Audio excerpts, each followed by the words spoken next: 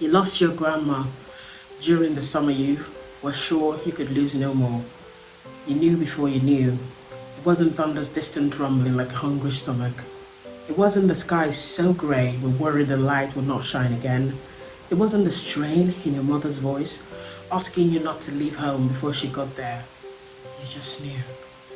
You returned to a memory of a different time, sitting behind the compound in Ghana, where embers of heat so late in the day make you sweat. As your grandma sits on a rickety wooden stool, chopping ingredients for a meal to be prepared. You tell her that you met a stranger in a bar, and you knew before you knew. She will smile and laugh to herself, keeping her amusement contained, encouraging you to go on. You'll tell her how this woman was light but tall, carried herself well, not in a way as to intentionally intimidate or placate, but in a way that implied sureness. She had kindness. Why?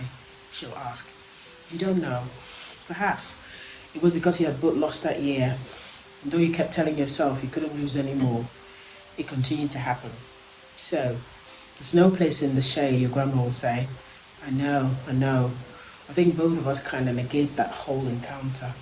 It was too brief. There was too much going on. It wasn't the right time. Hey friends, welcome back to the channel. Today we're diving into a book that's as tender as it's gotten. Open Water by Caleb Azumah Nelson. This one, wow. Lyrical, raw, and so intimate, it almost feels like reading someone's heartbeat.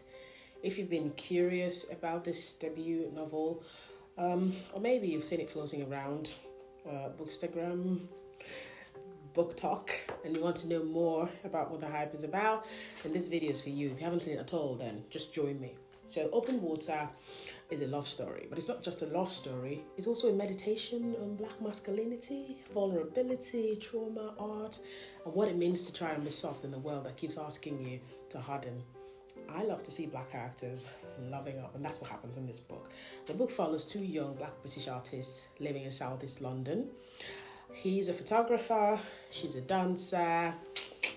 They meet, they bond over music, art, their shared experience of moving through the world in black skin. Slowly, quietly, they fall in love. But this isn't a plot-driven book. It's about small events, not the big ones. The moments in between, the glances, the silences, the fear of being seen too clearly, too much, or not seen at all. You know, that kind of depth, which for someone so young, this writer is so great at doing.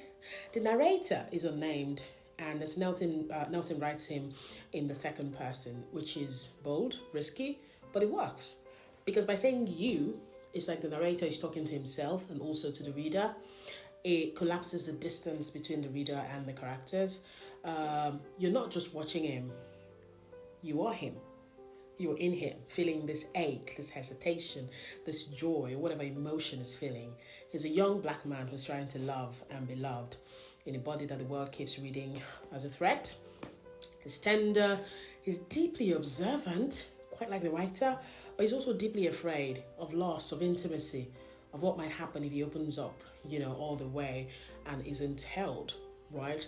The woman, also unnamed, is this quiet, steady presence. She's warm, grounded, but she sends her own wounds too. And that's what makes her to not be a cliche, right? But this isn't just a love story with a smooth arc. There's distance. There's miscommunication, emotional retreat. He struggles to trust that it's safe to be soft, even with someone who's offering him exactly that softness, that safe space to be himself. And one of the most striking things about Open Water is this style. It reads like poetry. You saw, the extract. The language is fluid, rhythmic, full of repetition, musicality, which makes sense because music is everywhere in the book. And I think Azumah is a musician as well. From Kendrick to Yaz and Bey, jazz to grime, the soundtrack is part of the storytelling. And you can actually hear it in your ears as you read.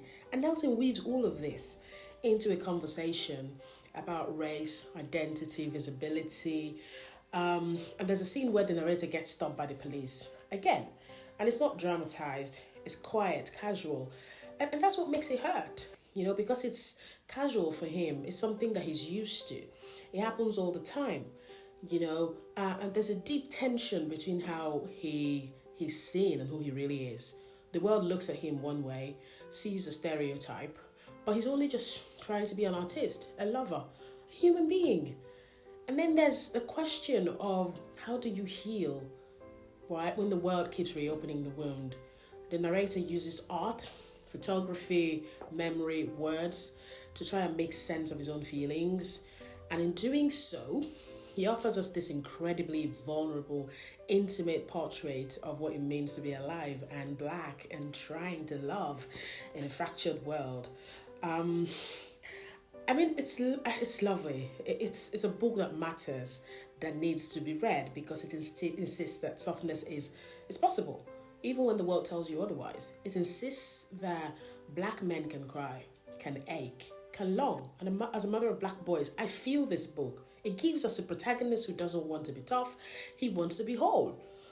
And it also speaks to anyone who's ever struggled at all with emotional intimacy, the fear that if you let someone really see you, they might run. Caleb Azumah Nelson writes with such empathy, such honesty. You can tell he's not just writing a story, he's writing toward healing, I think. His own healing maybe, and maybe the healing of the readers as well. So, I definitely recommend this book without a doubt. It's not an easy read emotionally, but it's a necessary one from every divide. It's tender, lyrical, profoundly moving. And if you've read it, I want to hear how it landed for you. If you haven't, tell me, are you adding this to your to be read pile? Drop your thoughts in the comments and let's talk about it. I'm really, really loving this book. Please don't forget to like, subscribe, and share this with your fellow book lovers. And I'll see you in the next video. Bye bye.